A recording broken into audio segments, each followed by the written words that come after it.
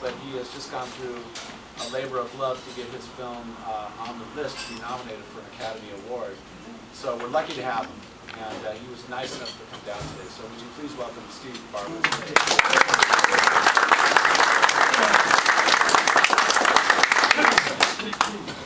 I'd love to tell you that I speak all over the world. This is the first time anybody's invited me anywhere. Okay? So that's honesty. Yes. I got here in '84 when I was 23. I came out here to be a movie star. And I went out and I said, you know what, I'm a writer. I'm good, I can do this. So I went out, I always wanted to be a documentary filmmaker. So I went out and bought a camera. And then what happened was, I met this gentleman, there was this guy named Jeff Erickson. You know, we started talking about this race that he was going to do, and he told me 267 miles in 6 days. I'm like, in a wheelchair? He's like, yeah. I'm like, dude, that's insane. So what happened was, inadvertently, instead of trying to sell the Steve Barber movie and the Steve Barber book and the Steve Barber reality show, I stepped out to help somebody else. And not expecting, not wanting anything, I really just wanted to help the guy. So I met with JP and he said, hey, why don't you go up there with him, we'll film it, we'll do a little marketing video. So that's how it started. So we went up there, and I took my camera, and I said, you know, and I told him, I said, well, you know, I'm a big documentary filmmaker now, so this is great. So we go up there, and I started shooting, and like the second day I looked at my camera, and I was like, this is unbelievable. I didn't know anybody in a wheelchair. I had an aunt who had polio that died before I was born, that my mother still grieves over. So that was the only disability that I was touched by. So all of a sudden I was looking at my viewfinder and I was like blown away by what I saw. I mean, I just couldn't believe it. I was like, this is incredible. Now these folks are the elite of the elite. Most people in wheelchairs, the depression rate is massive. The suicide rate is massive. It is not a good life.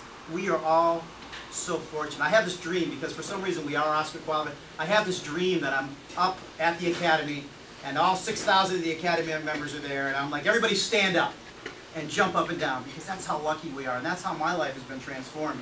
Literally, I think about my legs every day, and most people, we don't think about our eyesight, we don't think about our hands, and we're so lucky. So this was all kind of a divine appointment, and I'm not a church go-to-meeting kind of guy, okay?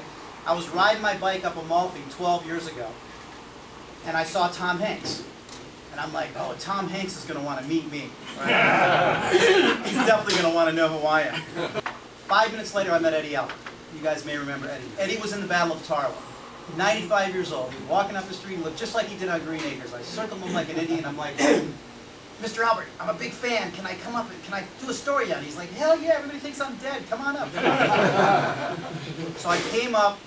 I did this story. In fact, I've got the last video of him that nobody's ever seen. And he was so sweet. He was such a kind guy. And he was such a prolific actor. He'd been in 100 major motion pictures, and he was just a really great guy. He lived right up there at Amalfi.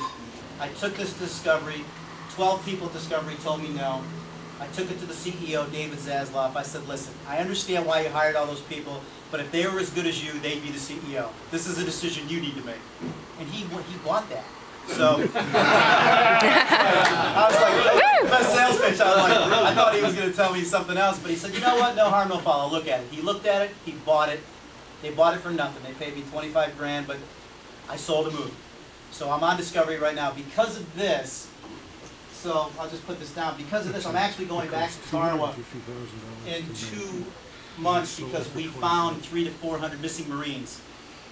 Accidentally. I mean, I can't say it's an accident because everything's happening for a reason. So what it was is I was the inspiration for this film. I had a vision.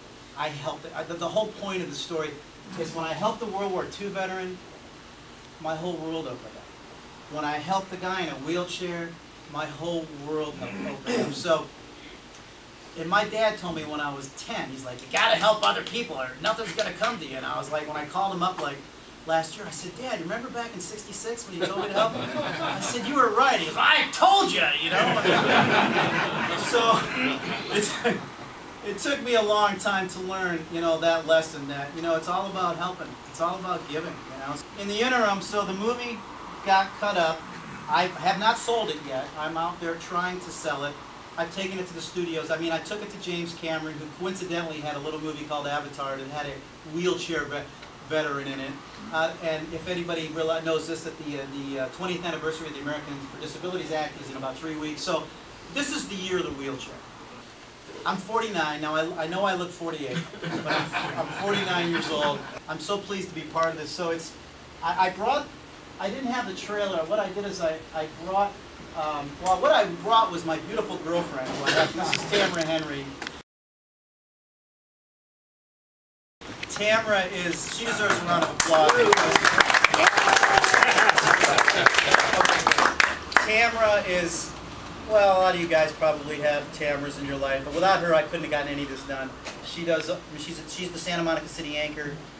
Like when I met her, I hit on her at the post office 6 years ago.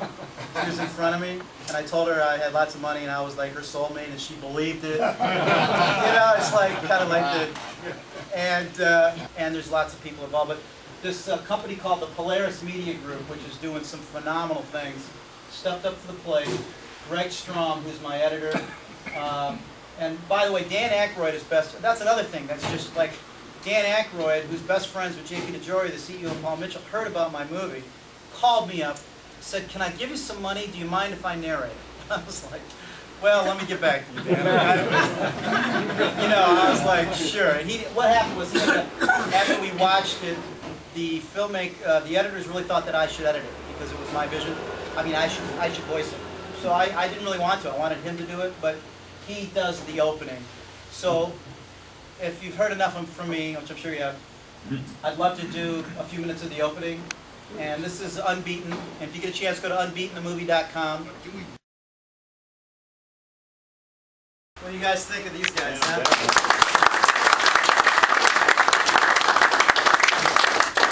I want to thank you guys for inviting me. This was really great. Just a couple of things I'd like to remind you.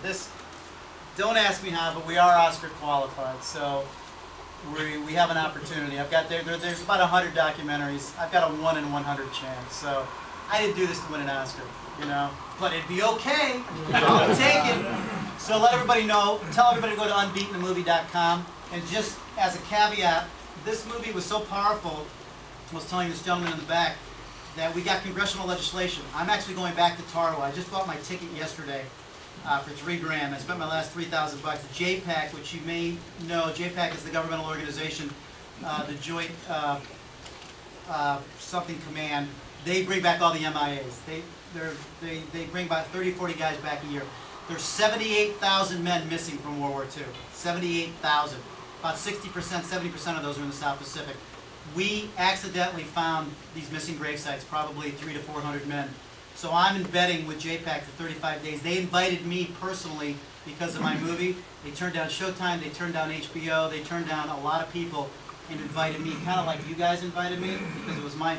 What happened was, it was an alderman named Balser in Chicago who got so upset, he was a former Marine, that he got Congressman Lipinski to write legislation.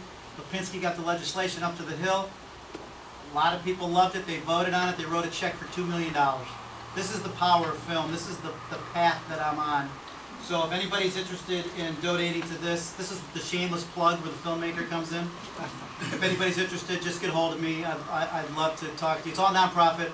We're running it through Mr. Cooper's nonprofit, which is called You Are Forgotten. Not You're Not Forgotten, but You Are Forgotten. So I really appreciate your time. How do we donate money to you if you want to do it? Other than cash. It'll be on the newsletter. If you go to unbeatenthemovie.com, my email is there, or returntoTarawa.com. I've already raised $14,000. My budget's like $42. I'm just trying to get it shot. A lot of people have given me money in this town. Eli Broad gave me money. Cher gave me money. J.P. DeJoria gave me money. Pam Anderson gave me money. Larry Hagman, who I'd never met in my life, I walked up to him, shook his hand, told him about Unbeaten, and he wrote me a check for $100. But if anybody's interested in donating to this, that would really help me, just shoot. That'd be great. My films are worth your time and your money. If you don't want to make any money, but you want to have a huge ROI, I'm your guy. Thank you.